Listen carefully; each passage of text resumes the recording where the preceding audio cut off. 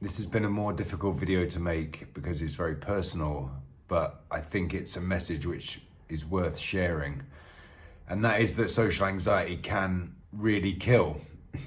And this is based on my own experience with my brother, who died of a drugs overdose at the age of 26. And he had been a chronic sufferer of social anxiety right from a very, very young age.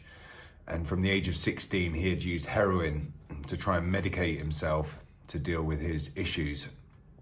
And this ended up with him dying of an overdose at the age of 26.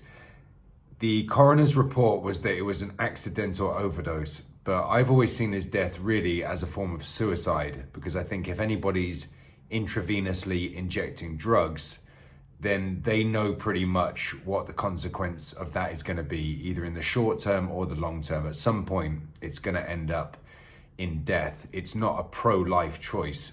That's not the kind of thing that someone does who enjoys life and wants to live and flourish.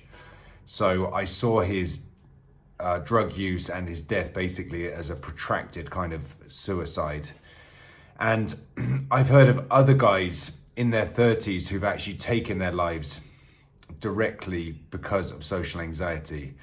And this can be tied up with the depression that social anxiety often causes. It causes a lot of helplessness and so on. And my brother was also certainly very depressed.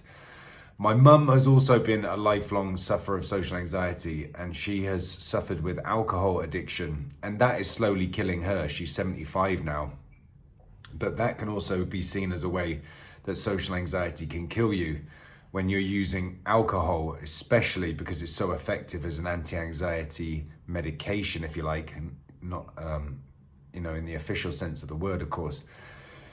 So it can kill you in this way, right? Through drug-related problems, through overdoses, and directly through suicide.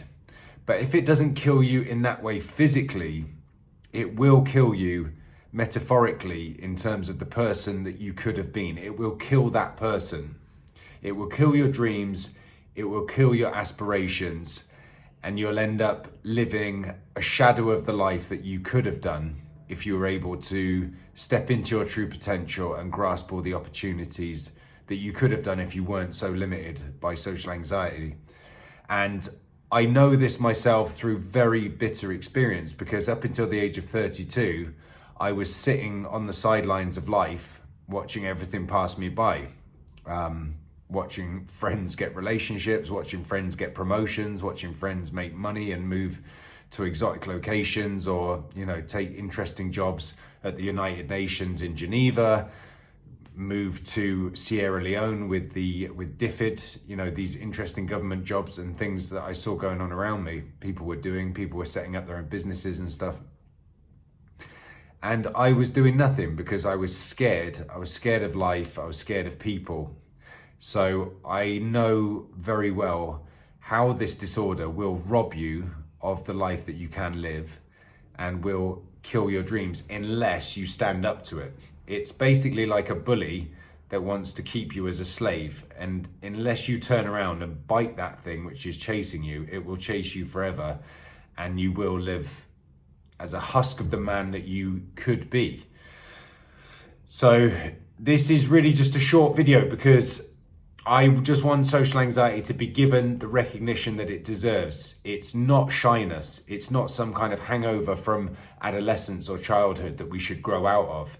It is a real disorder which needs real focused attention to overcome. It can be overcome, but it needs the recognition that it deserves. And as I say, I've had a lot of bitter experience in my own life and in my family life, and have seen it either impair or end the life of people in my immediate family. And I've seen it online in many reports and other stories with other people. So please, if you're watching this, take this video as a call to action. Do something today to tackle social anxiety. Do something, even if it's just recognizing the severity of your situation, recognizing that you do have it and that you need to address it. Just please take one step that will move you in the direction of facing this problem and not being a slave to it for the rest of your life.